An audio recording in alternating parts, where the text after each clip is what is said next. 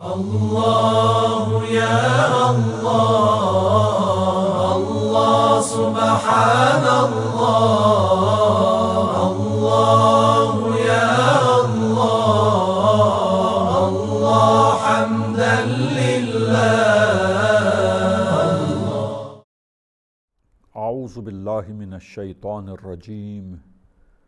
بسم اللہ الرحمن الرحیم.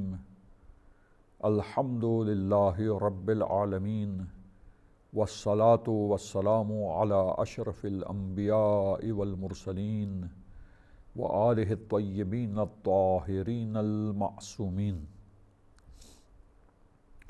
عزیزان گرامی، محترم ناظرین، جبر و اختیار یہاں روشن ہو گیا کہ اشعری مسلک کے اسکالرس کا نظریہ جبر ہے. واضح ہو گیا جبر کسے کہتے ہیں، دلیل ان کی کیا ہے، اور یہ نظریہ ریجیکٹڈ ہے دلائل کی روشنی میں. سب کچھ بیان کیا جا چکا. معتزلی مسلک کا نظریہ دوسرا ایکسٹریم پوائنٹ، اس ایکسٹریم پوائنٹ کے مقابلے میں جو کہتے ہیں کہ انسان مختار ہے اور اپنے اختیار سے افعال کو انجام دیتا ہے، لیکن انہوں نے اختیار کو تفویض کے معنی میں لیا ہے. تفویض یعنی سب کچھ حوالے کر دینا اور اللہ کا معاذ اللہ بے دخل ہو جانا. کسی بھی اعتبار سے اب مربوط نہیں ہے، وہ سب کچھ پاور اور اتھارٹی انسان کی، اب وہ اس کی اپنی طاقت ہے، وہ جو کچھ چاہے اس سے کرے، اور اللہ کا اب اس میں کوئی عمل دخل نہیں ہے، اللہ کا کنٹرول نہیں ہے معاذ اللہ. یہ دوسرا ایکسٹریم پوائنٹ، اور اس کی وجہ وہ کیا شبہ ہے اور ان کی دلیل کیا ہے، جو در واقع دلیل تو کیا ایک طرح کا شبہ ہے جس کی بنیاد پر انہوں نے کچھ بیانات پیش کر کے نظریہ تفویض کو اختیار کیا. اور ہم شیعہ اثنا عشری مکتب اور امامیہ مکتب کا نظریہ اس سلسلے میں الامر بین الامرین ہے. عزیزان گرامی، کہ دو ایکسٹریم پوائنٹ دونوں ہی صحیح نہیں ہے، اور اس کے مقابلے میں الامر بین الامرین ہے. اور الامر بین الامرین کیا ہے؟ انسان فاعل مختار ہے، صاحب اختیار ہے. انسان کو اللہ نے پیدا کیا، انسان مخلوق خدا ہے. اختیار انسان اور یہ پاور اور اتھارٹی کس کی طرف سے دی گئی؟ اللہ کی طرف سے عطا ہوئی. لہذا مختار ہونا یہ اللہ کی طرف سے ہے. بس اختیار انسان، یہ پاور، یہ مخلوق خدا ہے.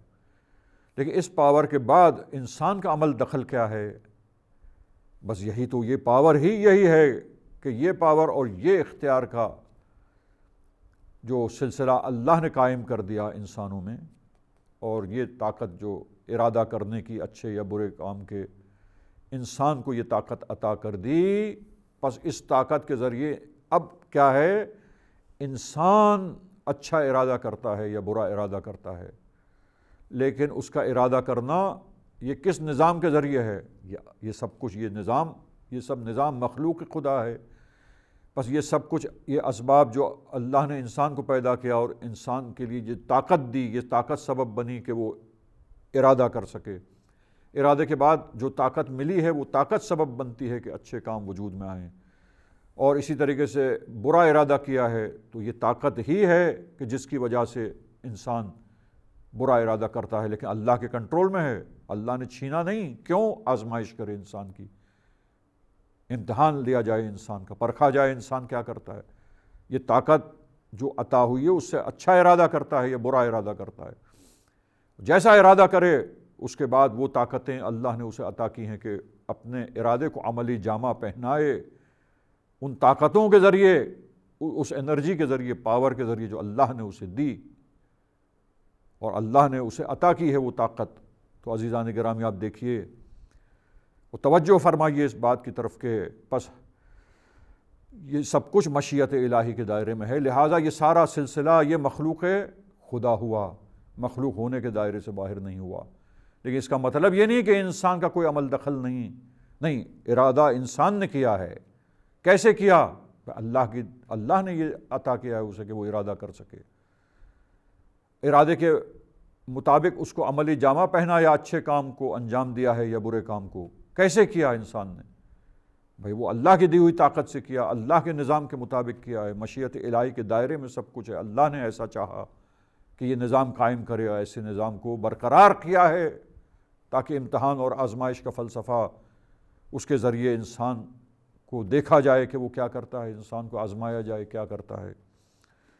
تو عزیزان گرامی، بس یہ سب کچھ واضح ہو چکا سامعین کرام کی خدمت میں، لہٰذا یہ شبہات جو معتزلہ کے لیے تھے وہ حل ہو گئے کہ اگر معتدل نظریہ الامر بین الامرین کا نظریہ کہ فاعل انسان ہے برائی کا، برے کاموں کا، لیکن اللہ نے جو طاقت دی ہے اس طاقت کو وہ مس یوز کر رہا ہے، جب مس یوز کرے گا اس طاقت کو اور برے کام کرے گا تب ہی تو وہ سزا کا مستحق ہو جائے گا، ورنہ پھر سزا کیسی؟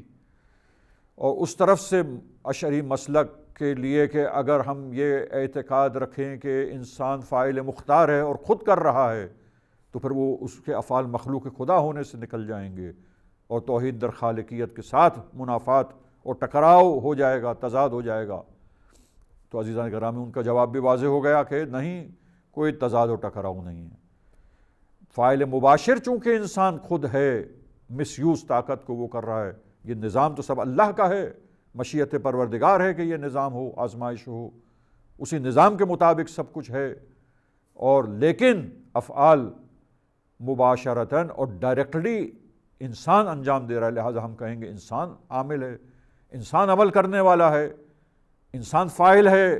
اگر برائیاں کر رہا ہے تو برائیوں کو انجام دینے والا، اگر نیکیاں کر رہا ہے، اچھائیوں کو انجام دے رہا ہے عزیزان گرامی، تو اچھے کاموں کو انسان انجام دے رہا ہے۔ یہ کہنا بالکل ٹھیک ہے، یہ کہنا بالکل درست ہے یہاں پر اس مقام پر، لہٰذا افعال منسوب ہیں انسان کی طرف، لیکن نظام قائم کیا گیا ہے اللہ کی طرف سے، یہ بس مشیت الہی کے دائرے میں ہے اور یہ کچھ بھی مخلوق ہونے کے دائرے سے خارج نہیں ہوا۔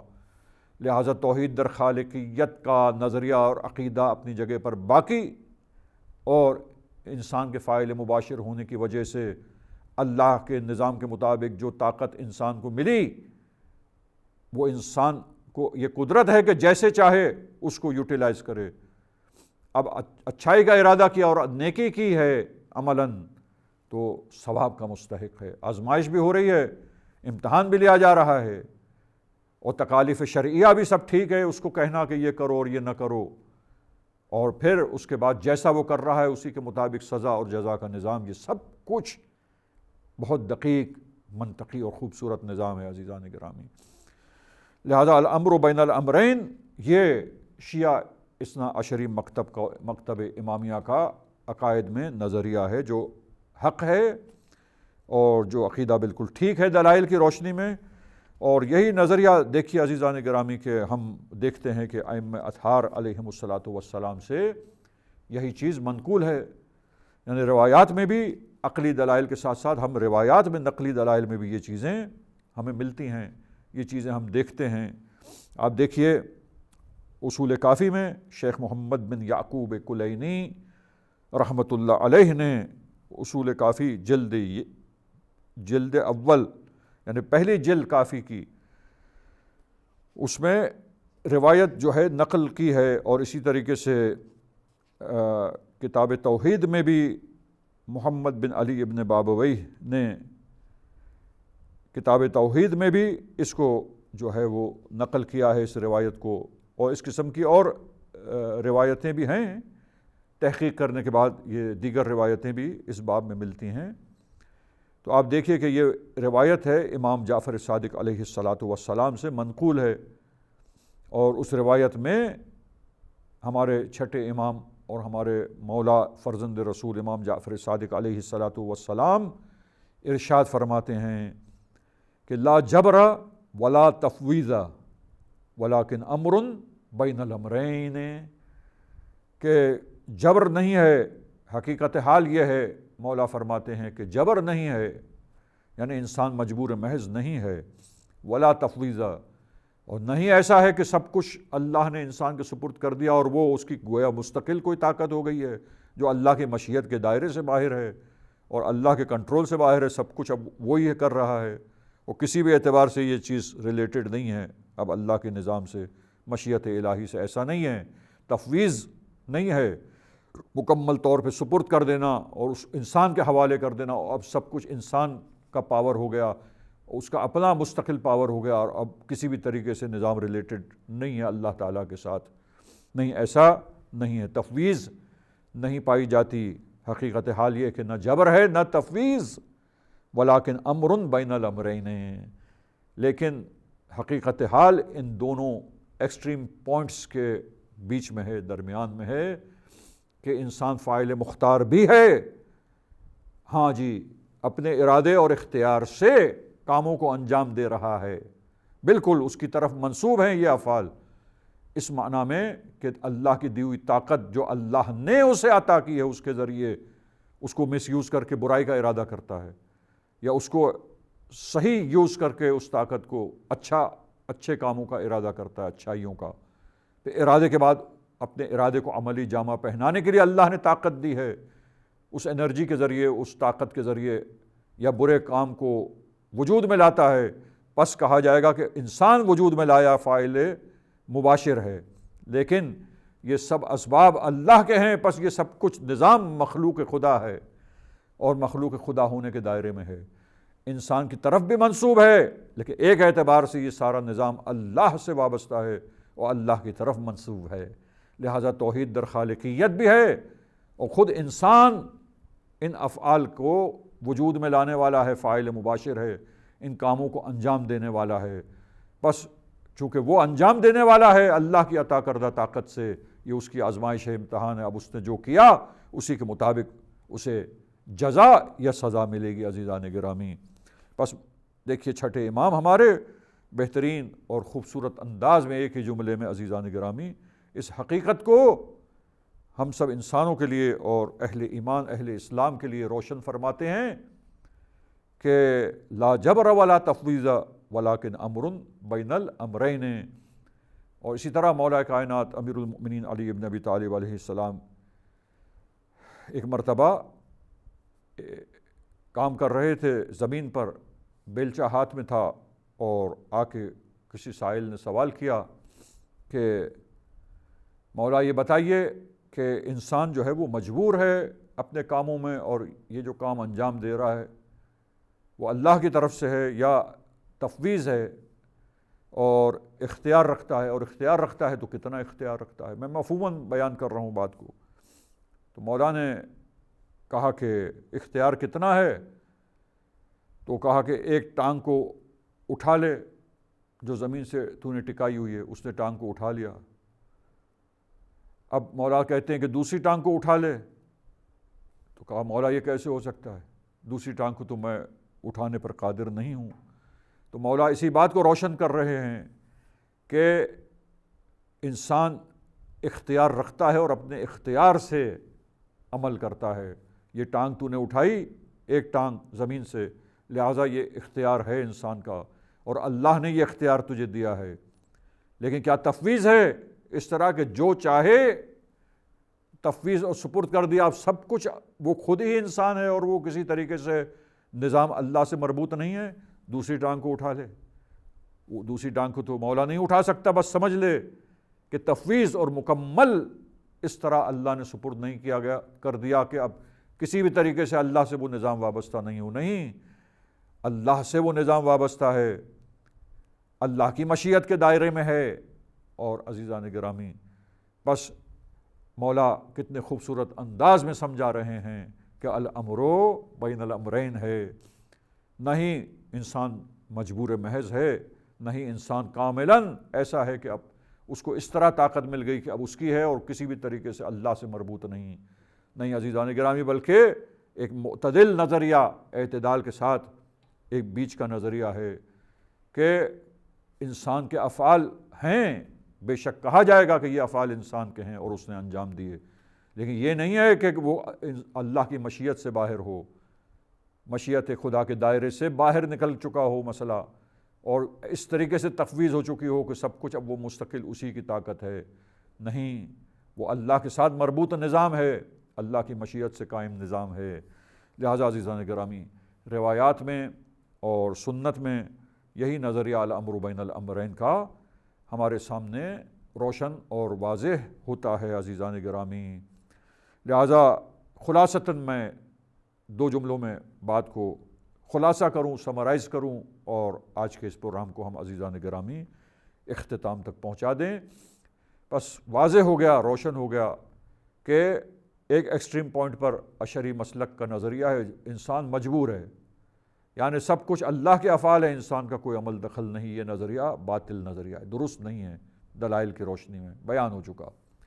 دوسرا نظریہ تفویض کا نظریہ، یعنی اللہ نے سب کچھ پاور انسان کو دے دیا، اب ختم، کسی بھی انداز سے وہ اللہ سے ریلیٹڈ نظام نہیں، لنک نہیں کر سکتے اس کو اللہ سے، اور بس اب سب کچھ پاور انسان کا ہے، وہ مستقل اب اس پاور سے جو چاہے کرے۔ ایسا نہیں عزیزان گرامی، یہ بھی باطل نظریہ ہے تفویض، بلکہ پھر حقیقت امر کیا ہے، حقیقت حال کیا ہے، وہی جو معصومین علیہم السلام نے فرمایا ہے، اور عقل اس کو دلائل کی روشنی میں سمجھتی ہے اور ادراک کرتی ہے کہ الامر بین الامرین، ان دونوں ایکسٹریم پوائنٹس کے بیچ میں معتدل نظریہ اور اعتدال والا نظریہ کہ افعال انسان کے بھی ہیں، فاعل مباشر ہے، لیکن ایک لحاظ سے ہم اس کو منسوب کر سکتے ہیں اللہ تعالیٰ کی طرف، چونکہ تسبیب اور سببیت اور اسباب کا فراہم کرنا وہ سب کچھ اللہ تعالیٰ کی طرف سے ہے، تاکہ آزمائش کا نظام قائم ہو اور انسان کا امتحان لیا جائے۔ بس یہ خوبصورت نظام کیسے قائم ہوگا؟ جب وہ اتھارٹی اللہ نے انسان کو دی۔ بس اس اعتبار سے یہ نظام مشیت الہی سے ہے اور اللہ کے کنٹرول میں ہے، ہر وقت پیدا اللہ نے کیا اس نظام کو، اور ہر وقت اللہ کے کنٹرول میں ہے، اللہ سے ریلیٹڈ ہے، اس کو لنک کریں گے ہم اس انداز سے۔ پس توحید در خالقیت بھی اس مقام پر ثابت ہے، اور اس میں کوئی کنٹراڈکشن نہیں ہے کہ ہم تضاد کوئی نہیں ہے کہ ہم کہیں کہ انسان فاعل مختار ہے، چونکہ فاعل مباشر ہے عزیزان گرامی۔ اور یہی نظریہ ہے الامر بین الامرین کا، کہ لا جبر ولا تفویض والامر بین الامرین۔ وصلی اللہ علی محمد واہل بیتہ الطاہرین۔ اغفر لنا ذنوبنا وارفع البلايا، اغفر لنا ذنوبنا وارفع البلايا،